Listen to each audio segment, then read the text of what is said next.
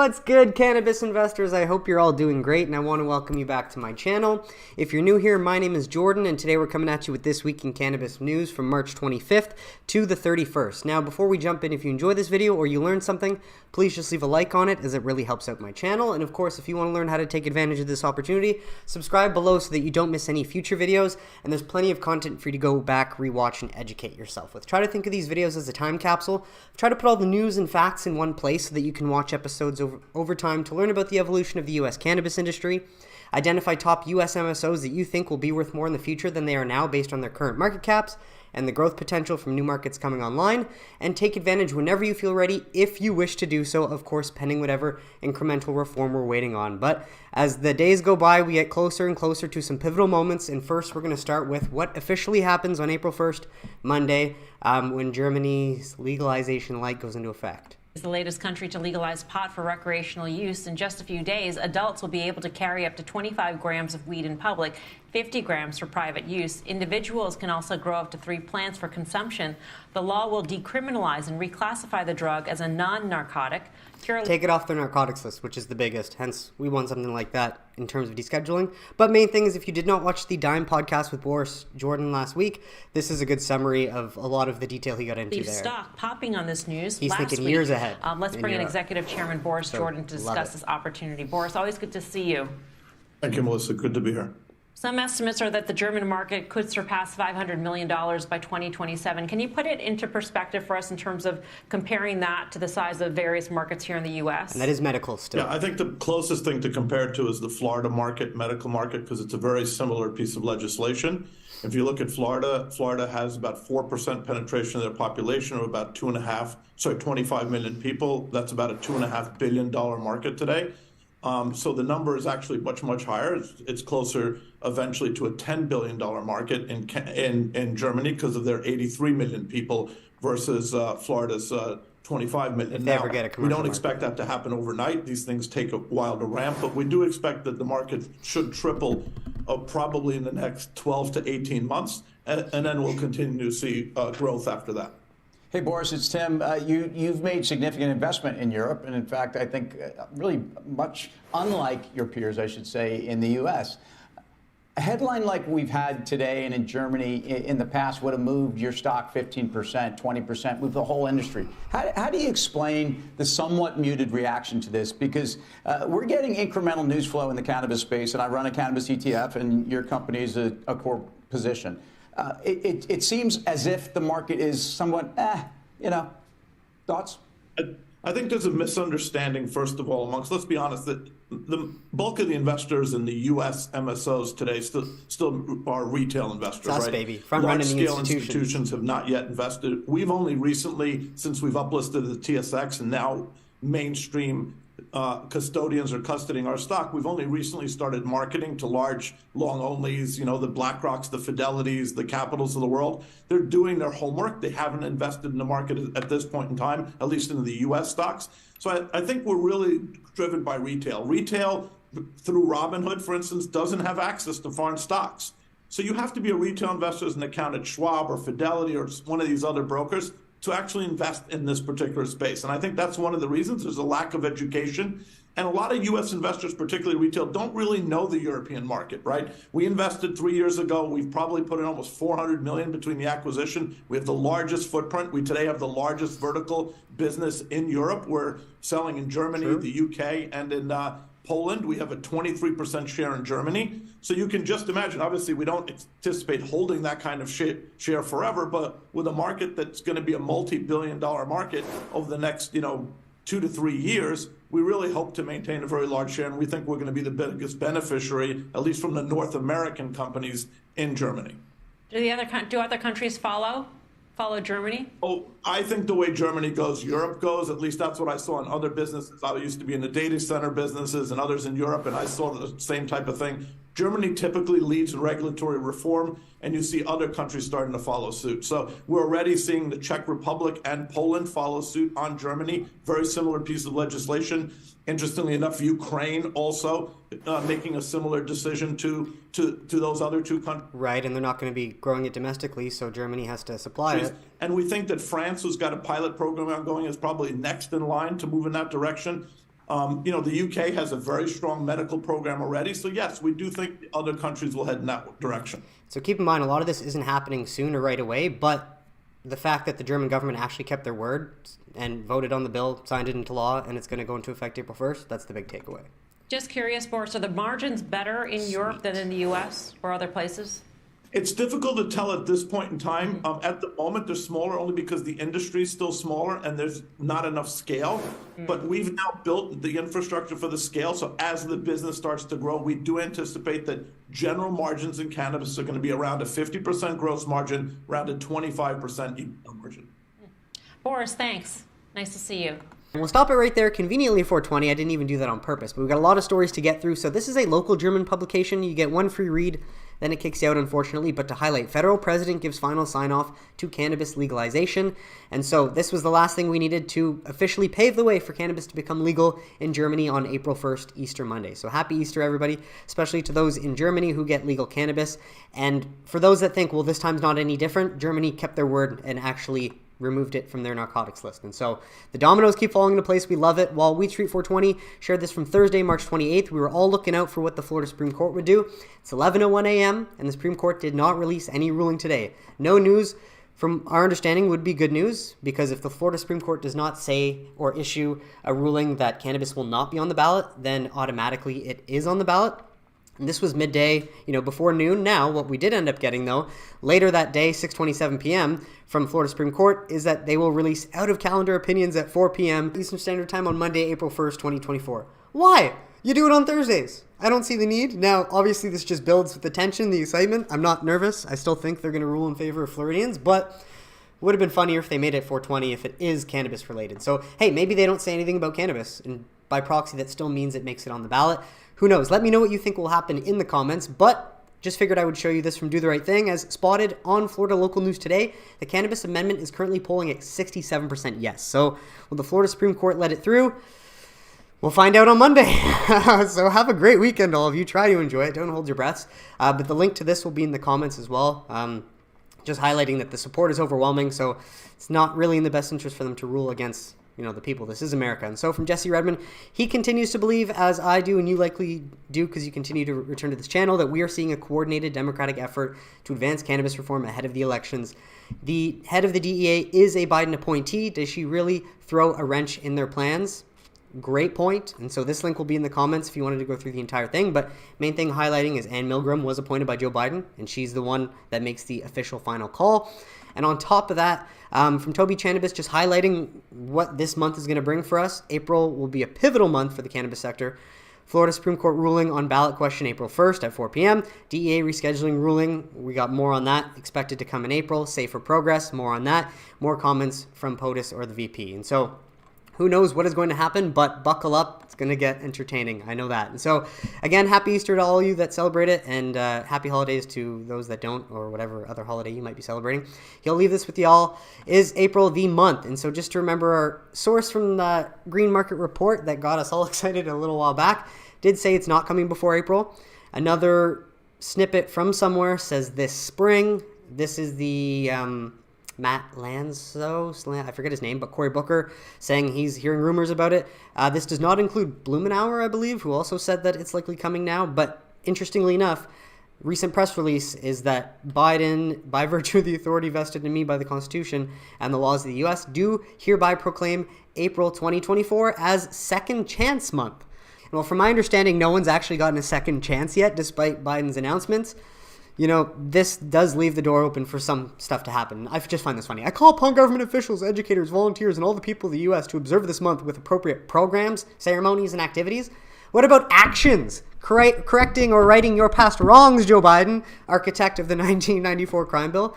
God damn it. And so people's memories are way too short. And from Politico, Schumer's sensitive scheduling situation, March 29th, as of yesterday, wanted to highlight one thing I found. What's behind door number one, door number two? Schumer's members are clamoring for bills that would overhaul rail safety, legalize cannabis banking, and claw back money from failed bank executives, as well as a farm bill and FAA bill. And so just to highlight, looks like legalized cannabis banking could be on the table, written as soon or as recent as yesterday. So, of course, pause to read or grab the link in the comments. While I did find this from Punchbowl News as well from March 27th, earlier this week. on the same topic, an ambitious Senate agenda if the GOP will help. Well, here's the thing. The Dems have rarely acted over the last 3 years, so easy for them to just continue blaming the other side when it's up to them to actually do something. But main reason I'm showing you this article is because it's in line with what we just saw. Control F, the only time cannabis is mentioned down here, but the Senate Banking Committee has cleared 2 bipartisan bills that could potentially see floor action, paving the way or setting the stage. The first is the Safer Banking Act, which is intended to help state legal cannabis businesses access the banking system. It cleared the panel on a 14-9 vote. I don't remember exactly when this vote was, but then the other bill that the Senate Banking Committee cleared is the Recoup Act, which, again, would make the Dems look good to their base. So, hey, we'll see what happens in the coming weeks, folks, but what do you think? Do you think SAFER actually makes it through to provide that safe harbor language for institutional investors to finally pile in and we get to front run them? Let me know in the comments. Well, we got a few more things, just to highlight the support for the Safer Banking Act. Florida bankers say passage of SAFE Act for cannabis clients is in sight, especially when it's going to be on the ballot in 2024 and we'll likely see adult use at some point in 2025. That will flip. Now, this is behind a paywall, but just wanted to share that title because it is as of March 26th, the same time that we're hearing more momentum of safe building, similar to how in our last week's video we saw someone from Congress basically at the American Bankers Association confirming that they all want it. And they've been lobbying for it for a while. Anyways, last bit on Safer Banking Act action alert. If you want to show your support here, folks, link will be in the comments. I'll make it easy for you to find. Now, moving on. Do the right thing. Another solid gem. This is a must-watch video featuring a DEA pharmacologist explaining the Controlled Substances Act. She also talks about HHS's role in the process. She even gets asked about the ongoing cannabis review at about 17 minutes in. So we're going to play from here. It's about a 3-minute clip. And so, link will be in the comments if you want to watch the full thing. It, again, doesn't necessarily tell us anything we don't already know, but it implies that they're going to have some sort of response coming, and whether the comment period gets attached to that, we don't know. So can we talk about the elephant in the room? We're going to just use it as a real-life example, and we're not going to get into any specific details or anything, but let's talk about marijuana. Why is it so funny? Use it as a example. It's in the news. It's just out there, and I think it's great that we can just talk about it as the irony. So, can you walk us through what that scheduling scenario looks like since HHS made its recommendation that it be rescheduled? Now, earlier you said there are 3 ways you can either deschedule it, which means take it off, or you can reschedule it, move it from one to another, or it gets placed for the first time. Right? Okay, so HHS has made its recommendation to be rescheduled. What happens now? What's the process? So the process with marijuana is the same as the process with any other substance once we get a recommendation from HHS, right? So once we obtain that recommendation, DEA gets to the work of analyzing the available data based off of 8 specific topics or 8 factors. Yep. And so those 8 factors that we are using to review this, marijuana or any substance would be, again, its pharmacological effects, its scientific and the state of current scientific knowledge on the substance. We look at its actual or relative potential for abuse. Right. We look at its, whether it's marijuana or any other substance. We'll look at the risk to public health and safety. We'll identify whether the substance produces any type of physiological or psychological dependence liability. We'll look at the significance, the scope and significance of abuse that has occurred with the substance. And I think I said the state of scientific knowledge. Right. That we compile, once that information is compiled and that document is written. And while they've done all this in the past and failed to do the right thing, just remember we haven't, ironically, it's just a post from him, but we've never had the HHS confirm that cannabis is medicine, right? And so this is where this time seems to be different. Is reviewed through our internal process. And ultimately, the administrator will make a decision on where to place it, or where to change it, or whether to remove it, or whatever it has been. And the admin, appointed by Joe Biden, Anne Milgram, it's up to her to choose in the end. So, again, as I've said before, these are 2 independent agencies, right? And independent analyses, their own 8-factor analysis. That's right. And so it's in its process that we've received, and we're in the process of writing that recommendation. Does the public comment period play at all in this potential rescheduling or this issue? That is an unknown. Right? Okay. That is an absolute unknown. Right? Okay.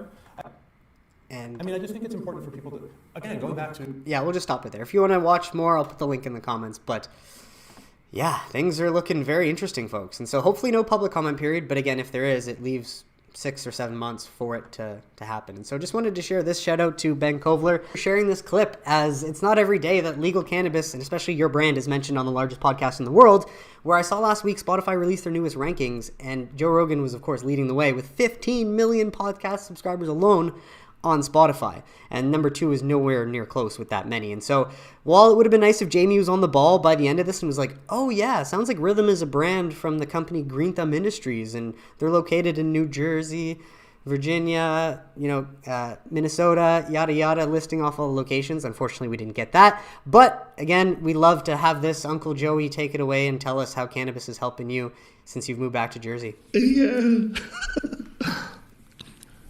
Yeah, and Jersey's buck wild, right? What do you mean? With weed. I just started going to weed stores in January. I said, you know what? I'm done with laughing gas. I got to expand my horizon, see what's out there. And the first one I went to was in Neptune. And they're pretty impressive. It's a big fucking joint. I forget the name, but it was pretty impressive. Second place I went was 15 minutes from my house, Joe, right by the doctor's office. Sounds like a rise. Holy shit. And that's when I discovered Rythm. Because I was like, listen, I'm here to see the devil. I don't want to know that Jersey fucking swank, And everything's in containers. It's completely different, And I got this Rythm, 36%. Jesus. And I'm like, this is me. From the I guess this is, what is this? Affidavit for probable cause? Yeah, then Jamie changes the subject. It's too bad. But hey, love to see it. Link will be down below, or maybe I'll put the full podcast down there from YouTube. But hey, the highlights of this week, while we did get a lot of dominoes falling, I think the best part is how scared we are witnessing Sam get, which leads us to believe we are that much closer. Looks like Sam will be irrelevant shortly. They're hearing rumors that cannabis will be rescheduled today or soon. Notice in the highlight, this does not mean cannabis will be legalized. Of course, it should be up to the states, right? But the fact that Sam is getting so scared, we love to see it, ladies and gentlemen. So we'll keep moving through now. Prohibitionist Sam says rescheduling could be soon and asking supporters to message POTUS in Congress. Data points keep stacking up. Now, I'm blocked by Sam and by Luke Nelly Furtado and by Kevin Sabat, so I can't see any of their stuff, unfortunately. But love this update, Toby. Thank you. As post has been deleted, as Sam realized more people used their link to express support for rescheduling than oppose it.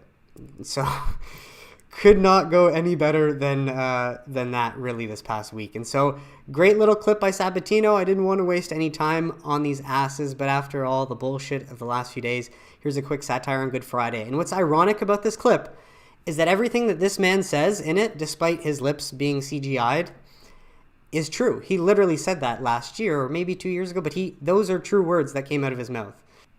So this is a dangerous drug that will impact our kids. If you legalize marijuana, you're going to kill your kids. That's what the data shows from around the country. What a goddamn lie, but he literally said that outright how many years ago, and he's still in a position of power. So clearly the truth does not matter whatsoever when we're dealing in political science. And all that to point out is the irony of calling cannabis exposure poisoning when cannabis has never killed anyone, therefore it can't be a poison because it's not toxic. Yet alcohol, I mean, we do call it alcohol poisoning, but it's just, the way they mislead people with words, it's just unbelievable. And so just when Luke Nelly Furtado thinks that they get a big Sam win, and he announced this week, hey, we're gonna get a massive win, and I asked, well, what is the big news coming, Luke?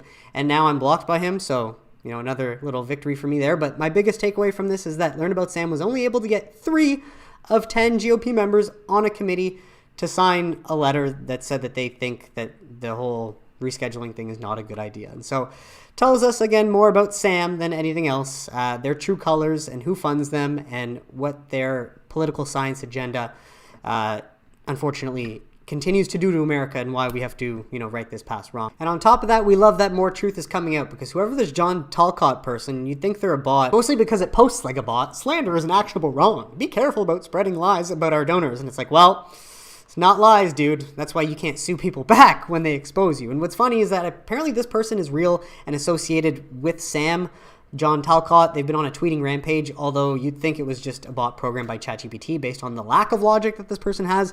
Basically just saying all week that their mother died of alcoholism, but cannabis is still the problem. Like, it's so much denial. And so anyways, we're going to move along though, because there's a lot here. And Steve Rolls, I think I featured him last time, senior policy analyst for Transform Drug Foundation, fortunately highlights that this big win that Sam thinks they got from this letter that had only 3 GOP senators is not actually a big win. And while I did forget to mention previously that letter did claim that rescheduling breaches that UN treaty, the stupid one that we ought to abolish, thank you, Steve Rolls, for pointing out that here's how he explains why their arguments that propose U.S. cannabis rescheduling breaches the UN treaties are confusing and misleading, let alone the fact that Canada already did it, Germany already did it. His point is rescheduling is not legalization, so it's entirely different from the situation. Regardless, we know Sam is a misleading piece of shit organization. And so if you wanted to go through this link will be in the comments. But just love to see Sam continuing to get big L's And one more thing to point out before I highlight one of their wins, because sadly they do get a lot of money and therefore they did get a win in Virginia, which we'll get to, unfortunately. But JT in LA, noticed who he tagged. This was big and eye-opening for me, folks. I don't know about you, but it is interesting to highlight the connections that these greaseballs still have, even though everything is based in political science and lies. These aren't your friends when it comes to cannabis reform. These are the ones whose paychecks are predicated on prohibition being in place. That's our Nats Fertig, Tom Engel, Kyle Yeager. I don't know Tiffany Carey or S. Gurman, but it does seem like let's see who S. Gurman is. Wall Street Journal, right? Did anyone tag Tiffany Carey? Because I don't know who she writes for, but no, it doesn't look like it. And so either way, great post from JT in LA. Big eye-opener because yes, if Luke Nelly Furtado, this greaseball, can have direct lines to all of these propagandists, it just highlights that they're not our friends and they're not writing for us. They get either a quote or a headline, then they can write a bunch of fluff around it based on what other fluff they've gotten in the last few weeks to summarize all the fluff that's been going on and continue to muddy the waters. Now, fortunately, we've waded through most of that, and the tipping point that we've wanted and that's coming is closer than ever. But hey, just a reminder that these people suck. And just imagine if they were to have the courage like us to try and learn to invest and then help their family and their community and change the status quo for the better, which cannabis is doing. But they'd never support the patriarchy like that because we don't have real journalists. It's so sad. And so, hey, they're not your friends, but I am. I'm your friend. We've both got skin in the game. And once we get paid, who knows what I'm going to be covering next. But, hey, give yourself a pat on the back for making it thus far. And so, unfortunately, though, Sam did win because in politics, the truth doesn't matter. It's all political science. And Virginia's Gov. Youngkin vetoes cannabis legalization bill in Virginia, citing false statistics as evidence. And this is crazy because I've shared at least 10 different studies that prove the opposite. But he says cannabis is bad for Virginia. This is a Sam talking point. And in all other states that have had an extensive retail market, what you see is massive increases in adolescent usage, which is blatantly false. And so him maintaining the status quo, and he didn't even have to sign the bill. He could have done nothing and the bill would have gone into effect. He is now creating increases in adolescent usage because the data shows that having a legal retail market is what brings adolescent youth use down. So you cannot make this shit up. Story here just to highlight that, hey, we can't win them all. While we're fine with Sam getting this small victory, we'll take the Florida Supreme Court, we'll take SAFER, we'll take Schedule III, right? It's just how it is. But let that be a reminder that they do have power, they do have sway, and it's fucking infuriating. But from ABC, Governor Glenn Youngkin vetoes bill that would have legalized cannabis sales in Virginia. And again, the fact that he is quoting absolute nonsense just goes to show that that can be the truth in a state where propaganda has unfortunately reigned supreme and the education has just not, gone through there. And so just another story on this, basically to add that along with vetoing a legal sales bill, which would have been the only way to compete against a black market, much like in Canada, we're now seeing 70% of Canadians buy from legal outlets versus the black market. And he has the nerve to say, it also does not eliminate the illegal black market sale of cannabis. Well, considering cannabis is legal in Virginia and you're not going to create a legal market, you're only facilitating a black market, Glenn. But you don't care because you're getting paid from whoever told you to say that. And so on top of the sales bill, a separate bill to provide resentencing relief for people convicted of past cannabis crimes was also vetoed. And so very unfortunate. The discrimination continues in Virginia, and I feel for those that unfortunately have to live in a state with such sucky leadership. Link in the comments if you want to go through that. While moving along, though, this is a headline we like to see from the LA Times. Biden at risk with young voters is racing to shift cannabis policy. And so whether we want to believe that or not, again, I'm caring less about words. I'm focusing more on actions. And in this upcoming month, we're going to see whether or not words get kept and actions end up playing out. And so more here if you wanted to pause to read, but just love that this headline in LA Times is stating the obvious, that they have to pivot because they need the young votes. And why would they pivot? Well, because most Americans already support cannabis legalization for medical and rec. It's been this way for a long time. And the Dems, of course, are using cannabis as a political carrot, hence waiting this long. But when you got 88% of most Americans think that cannabis should be legal for medical or rec use, it's hard to go against that, right? And so more data here, or at least just some points. If you're not aware of how far we've come, which is great, scroll down a little bit more if you wanted to pause to read. Otherwise, full link is in the comments. But on to some state news now. Arizona cannabis sales topped $1.4 billion in 2023. It's the third year in a row that cannabis sales have totaled $1.4 billion. So I'd like to see a bit more growth out of that market, but there's a lot of illicit cannabis on the West Coast that competes. And so in January this year, rec sales have already topped 73 million, and that brings the grand total of sales to 4.2 billion since the state began tracking cannabis transactions in January 2021. And so more here if you wanted to pause to read and learn about Arizona. While moving on to some updates from, I believe, Connecticut and New Jersey, so the East Coast. Thank you, Christopher Norman, one of our favorite sources, a lawyer out of New Jersey. Strong New Jersey dispensary growth continues. Q3 went to 47, Q4 to 64, Q1 to 90, now Q2 at 117. And so I'll put a link, which is likely the data from, I'll try to find the New Jersey data and just put that link in the comments. It might actually be in here, the New Jersey data. Yes. So that data, I'll put that in the comments. Well, Connecticut up to 37 dispensaries. New Jersey at 115, now at 117 it seems like. And so these links will be in the comments, and while we love to see New Jersey getting the ball rolling, it's like, Connecticut, what are you doing? Why are you shooting yourselves in the foot with only 37 dispensaries?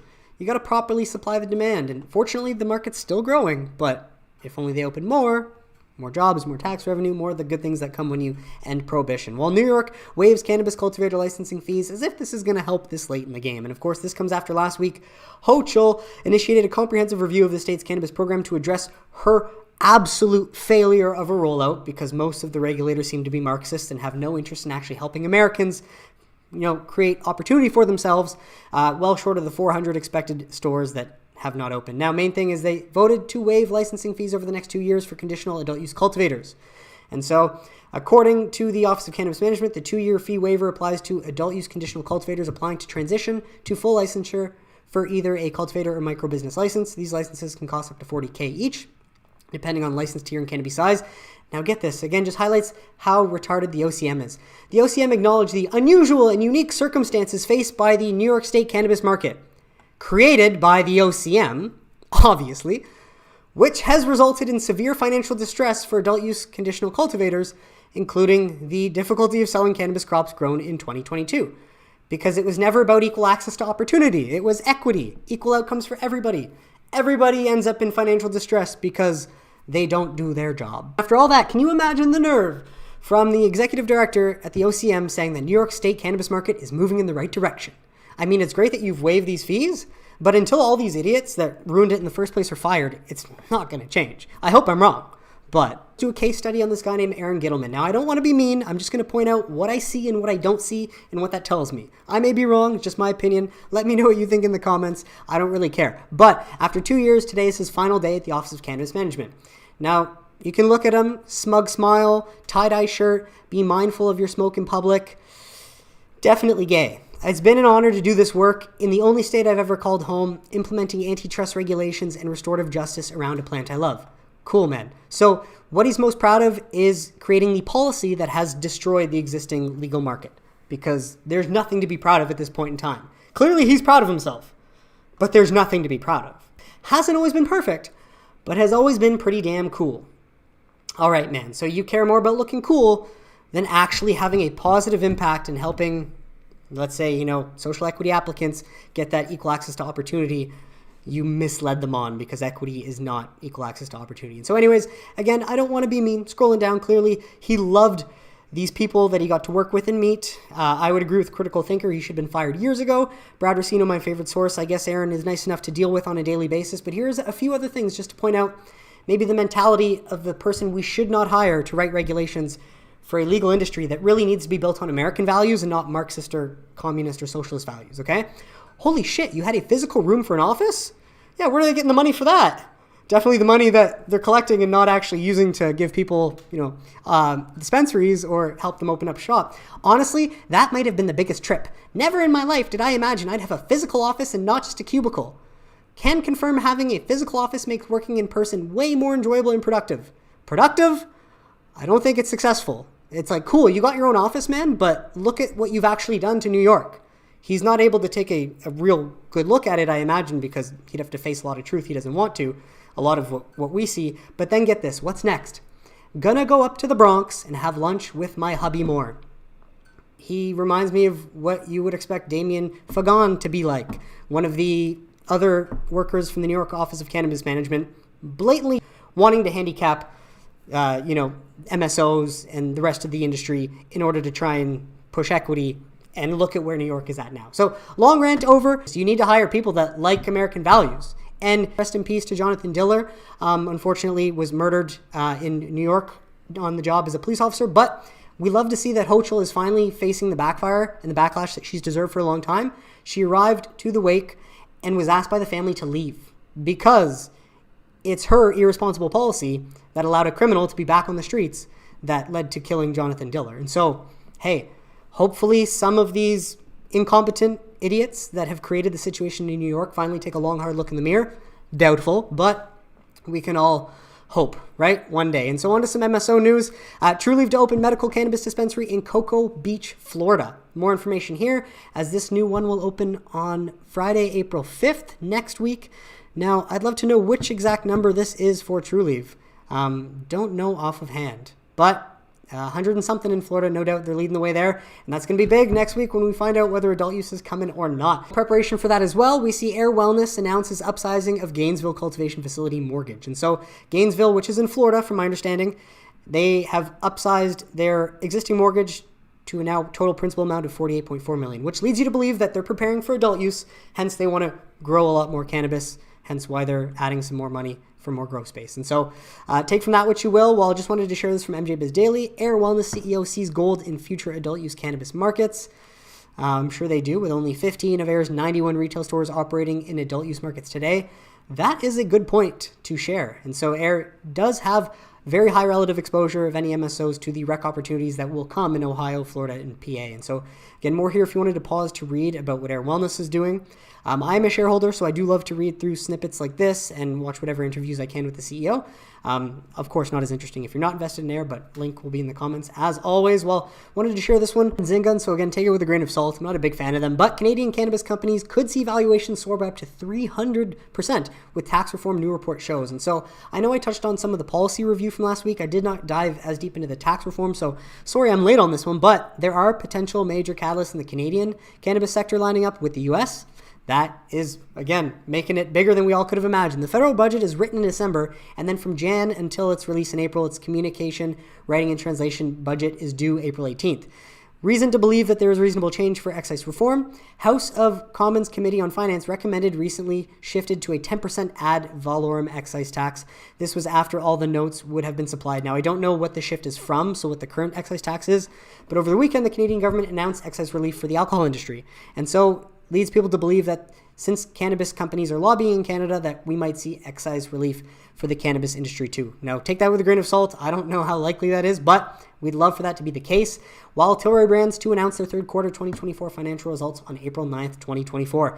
All I remember is that when the big run in 2020 to 2021 happened, it started off of a Tilray report after they bought Sweetwater, I think. And so obviously this time will be different for many ways. Obviously we're different times of years too, but will April 9th start anything off? The US MSOs didn't, but we'll see if the Canadian LPs can help trigger anything with potential Canadian catalysts, let's say tax reform, that comes through. And so with that, a few studies. Science Direct, uneven effects of 20 years of Chile's cannabis policy implementation in cannabis onset. Another one from the future, May 2024. And so you can pause to read the background methods and results. Main thing, it looks like in Chile, some laws were implemented years ago that helped regulate personal cannabis use. And did that lead to an increased youth use? Seems like it didn't. So again, fuck you, Glenn Youngkin, you're wrong and you're spewing bullshit. You know it. We find no evidence of cannabis policy changes affecting the age of onset of cannabis use across all individuals aged 12 to 21. So legalizing and making personal use accessible did not seem to cause that. Policy effects associated with decrease in cannabis onset age in females and individuals from affluent neighborhoods or specific regions can be explained by using theoretical frames that recognize specific dynamics of cannabis supply and demand. Boom. In line with all the other studies that say when you legalize or when you end prohibition, youth use goes down because it makes it harder for them to access. That's just the truth. From Springer Link, does cannabis use substitute for opioids? A preliminary exploratory survey in opioid maintenance patients, published March 19th. And so keep in mind, it's a survey asking people for their opinions. 118 participants who were in Germany in an opioid maintenance treatment program were examined. And so 60% reported to use cannabis. Of those, 72% were using cannabis in a suggested way. Cannabis was used to substitute for heroin for 44.8% of them, and benzo 16.4%. We also asked for an estimation of how good cannabis was able to substitute for several substances. Now, I don't know what this means, so if anyone does know, let me know in the comments, but I'd like to think that it means that they found cannabis was a better substitute for heroin than other things. And besides that, we asked about the idea of cannabis as self-medication and to reduce pain. 47% found that it did, and about negative consequences from the use. Our results suggest to consider the use of cannabis by patients in OMT rather as a harm reduction strategy to reduce the intake of more dangerous, sometimes addictive prescription drugs. And so, hey, take from that what you will. Full link for all the studies and everything mentioned will be in the comments. Well, apparently the Safe Banking Act of 2023 has now gotten up to 111 co-sponsors, or 108 was what I saw in the post where I found this. So last week was 106, now 108, maybe 111 as of right now. Leads us to believe SAFER might still have a shot, as it'll provide that safe harbor language that the institutional investors desperately want, and they want to make money, I'm sure, this year. While from Benzinga, cannabis dispensaries outnumber McDonald's across the U.S. now. Imagine that, and that is a huge public health victory. Challenges for cannabis industry include taxes, which will hopefully go away with Schedule III, and a bit of SAFER, and competition. That is the hard part. So more here if you wanted to pause to read, but that is wild. So yeah, the surge has led to 15,000 cannabis dispensaries nationwide, outstripping the approximate 13,500 McDonald's as of 2023. So more here if you wanted to pause to read. Well, last few articles coming from law journals or publications. So McGlinchey, they've got a full write-up here on just kind of the history of other requests. So you can pause to read the main takeaway, as it doesn't tell us anything we don't already know. Once the DEA makes a determination that cannabis should be rescheduled, it could initiate rulemaking, or based on its interpretation of treaty obligations, it could reschedule cannabis by order. But, of course, there's a level of unpredictability due to the political nature of the rule scheduling process. However, from our understanding, the DEA is not supposed to go against HHS's scientific recommendation. That is a first. That is why this time could be different. And so take from that what you will. While last one from JD Supra, wanted to share this one because the title is bullish, and I do try to share them whenever they put something out. It's game time for cannabis reform. And so you can pause to read whatever's featured up here if you're interested. But main thing to highlight is that we find out in this month, folks, whether the DEA is going to follow the science or the political science.